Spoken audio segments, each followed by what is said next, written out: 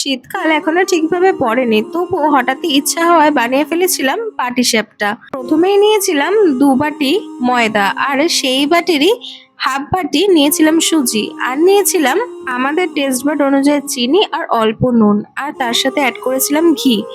ময়দাটাকে ভালো করে সমস্ত শুকনো উপকরণ দিয়ে ময়ান দিয়ে নিয়েছিলাম।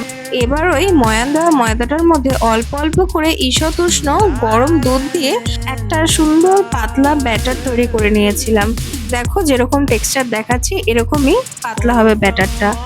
এবার কড়াইটাকে খুব ভালো করে হিট করে নেওয়ার পর এর মধ্যে একটু ঘি মাখিয়ে নিয়েছিলাম, আর তারপরে এই যে পাতলা ব্যাটারটা ছিল সেই ব্যাটারটা কড়াইয়ের মধ্যে দিয়ে হালকা করে গুঁড়িয়ে নিয়েছিলাম। আমি যেহেতু এখানে ছোট ছোট মিনি পাটিসাপটা বানাচ্ছিলাম, তাই আমি অল্প করেই ব্যাটার দিয়েছিলাম। এই ওপরের কাঁচা ভাবটা চলে যাওয়ার পর ওপর থেকে দিয়ে দিয়েছিলাম সন্দেশ, মানে পাটিসাপটার পুর। তোমরা এখানে অন্য পুরো ব্যবহার করতে পারো।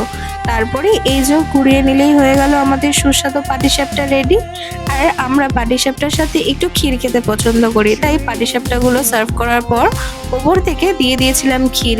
এই ক্ষীরে মাখানো পাটিসাপটাগুলো খেতে দুর্দান্ত হয়। আমি যেহেতু প্রথমবার পাটিসাপটা বানাচ্ছিলাম, তাই ছোট ছোট পাটিসাপটাই বানিয়েছিলাম।